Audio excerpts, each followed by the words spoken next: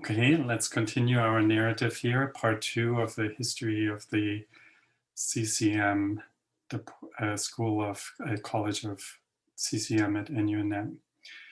And back to the presentation. When I founded the college, at that time still called the Department of Classical Chinese Medicine at NUNM, at the very beginning, most of the instructors actually were introduced and vetted by Professor Deng Zhongjia, who we just discussed. You see him here on a trip to Portland when he personally lectured. And we have many of the early teachers of the school here assembled together with him. We have Dr. Zhang Haosheng here on the right, who is in private practice now. Dr. Ko Meng-ke, one of the early teachers who's unfortunately since passed away. We have Jim Cleaver, who's retired now. He was the second hire after myself. We've got Qin Youping, Dr. Qin, and his wife, Dr. Zhou here, who are both still teaching in the program right now. Here's Dr. Deng and his wife in the middle. Here's Zhongxian Wu, the Qigong teacher at the time, living in Sweden now. Here's Arnold Verslaus, who was teaching herbs at the time, also having his own business. Here's Dr. Chen Xiaoli, who is still teaching at the school. And here is Dr. Liu Gohui and his wife, Dr. Cai Junlan, who are both, I brought them over early, but he ended up teaching them at OCOM because NUNM wasn't quite ready at the time. And here's Dr. Ko Meng-ke's wife, Dr. Lei, who still lives in Portland, but is not teaching. So that was sort of the early years in the 1990s, the team that was teaching. Coming back to my own studies, as Dr. Deng had pointed out, the classical forms of the medicine couldn't be found within the university, which had a very Marxist materialist agenda within the system that then was, that calls itself TCM, traditional Chinese medicine, which, because it was everything but traditional, we then started using the term CCM, classical Chinese medicine. And I made that distinction clear with the help of Professor Deng. That had been his lifelong agenda, to distinguish the two in an article that we co-published in the 1990s, shortly after our College of CCM had been established. So one of my most important mentors and teachers outside of the university was, you can see here, is Dr. Zeng Rongxiu. I think a picture from 1994 in China with some group of people I brought at the time. He was, I found him I was introduced to him, and at the time that I saw him, he was a retired physician who people didn't take much notice at the time. He was practicing in the alleyway. He was just kind of seeing 3 or 4 patients a day. And he was elated that there's this foreigner coming to specifically study with him. And it turned out that he was sort of one of the last surviving members or students of the great Tian Heming, who was a Shanghanlun expert who was masterful at, here we have a last surviving picture of him from the 1980s when he was in his 90s already. So a remnant from the 1800s, one of the great pulse masters of Southwest China, who used exclusively Shanghanlun remedies to treat his patients. His nickname was Qianba Wei, Mr. Dr. Tian, who never uses more than 8 herbs. So very sparingly, he would practice often in the tea house adjacent to the hospital where people would wait for surgery, and convince them to try his method first. And often, more often than not, he was successful and was able to prevent people from going through surgery. So in my own prescribing, including the classical Pearls line of products that I founded more than 10 years ago, a lot of the influence of this lineage of these classical formulas and how to use them for modern people and their chronic diseases. Uh, and a very deep influence. We would see patients in the countryside. So while Professor Deng had the deepest influence on me inside the university as a brilliant academician and scholar and philosopher and cosmologist, Dr. Zeng was exceedingly practical. Feel this pulse. Remember that whenever you feel this pulse, you always give this remedy. Here, and we'll be spending a lot of this presentation on the lineage of this man, Professor Wang Qingyu from the Sichuan Academy of Cultural History, and the lineage holder of the Jinjinggong style of Qigong, and practitioner of Taoist medicine. Here's a picture from the 1990s when I first met him. Wang Shifu now is 84 years old and doesn't look quite as vibrant as before. You'll see some videos at the end, but I had the good fortune to meet him. He had just published a book about this particular lineage, and I sought him out, and it turned out that he lived in the same city, and then became an official disciple with incense burning and, you know, swearing to the to that particular lineage. And in the meantime, it's been more than 30 years that I've been studying with him.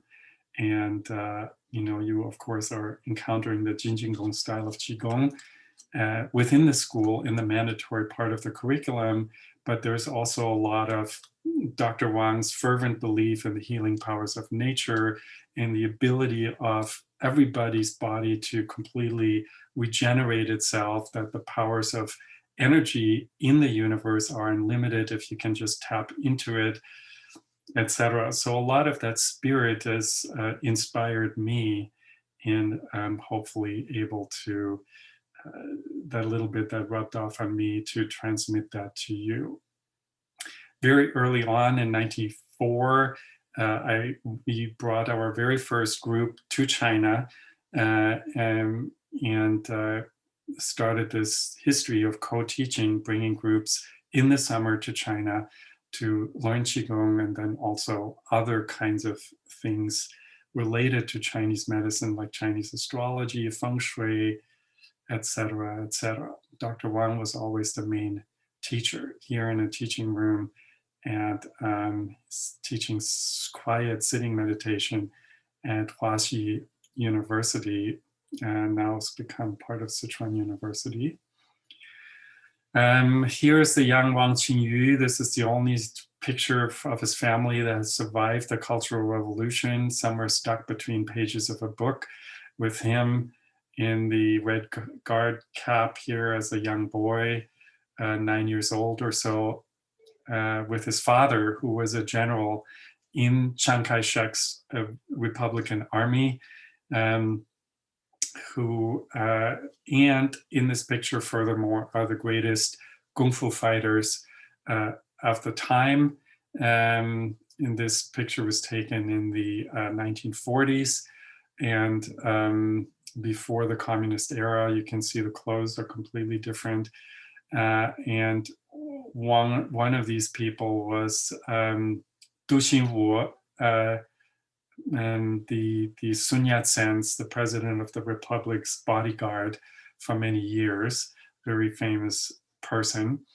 And he studied with this man who is my Shi, my teacher grandfather, Shifu, right, means teacher father, and this is the teacher grandfather. There are, of course, thousands of different lineages of Qigong. So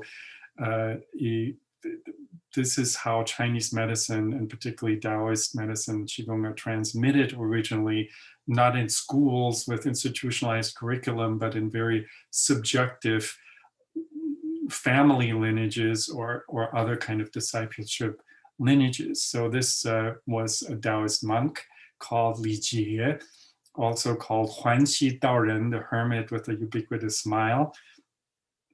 And he was the main transmitter of the Jin Jin Gong in the 20th century. And then Dr. Wang then is his last surviving disciple. We here are lots of, here's a group of us in China sometime in the, I don't know, late 1990s or early 2000s, probably early 2000s, at a restaurant near Chengdu University with all the main teachers within the university that then taught our teachers. Some of them are in here, like Dr. Joe, for instance, right here, who helped organize this get-together. Here are Dr. Wang Xingyu, you can see him here on the left, with two other people who've been teaching us over the years until they both passed away. Wang Jiayou, the great archaeologist of Taoist artifacts from the Sichuan Museum, was called Crazy Wang because he was in this crazy Taoist way, who would say totally outrageous things and then laugh, but incredibly knowledgeable. He would come every year during these trips and teach us. And then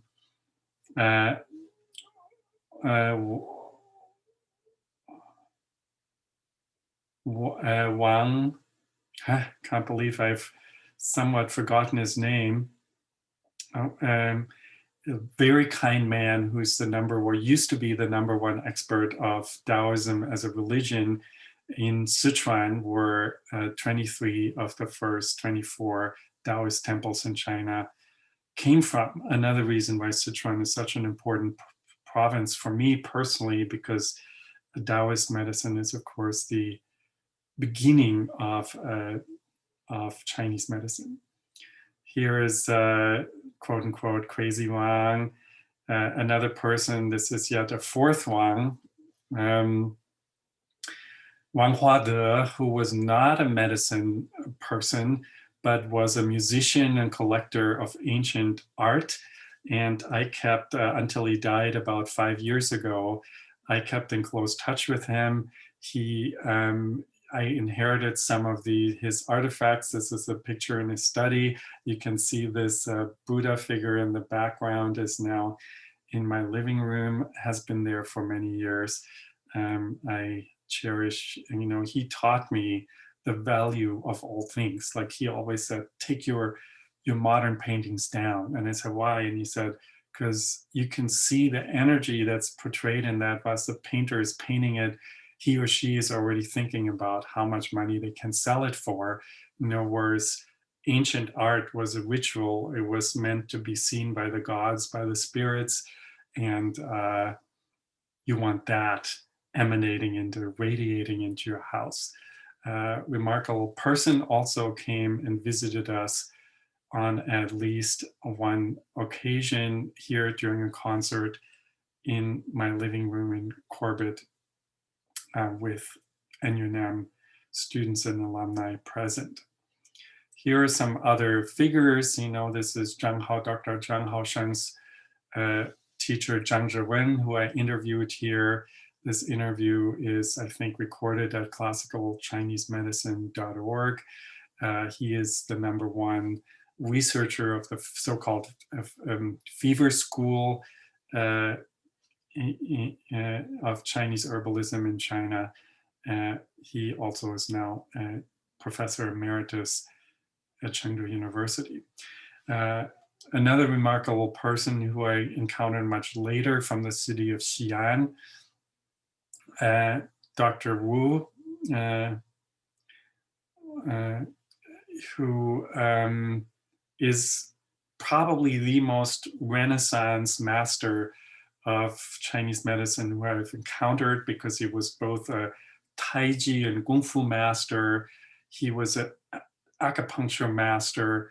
He was an herbal master, or is, he's still alive and practicing in the city of Xi'an, and member of a illustrious pulse lineage there, very special kind of person, that some of his experience also gone into the classical Pearl series of products. And in my classes, I often talk about him, particularly his ideas about changing directions by using herbs and acupuncture, by influencing energy flow in the body, yin and yang, not just as moist and dry and hot and cold, but as an up and down, and that you're using herbs to move energy down or lift energy up, was particularly strong in his lineage.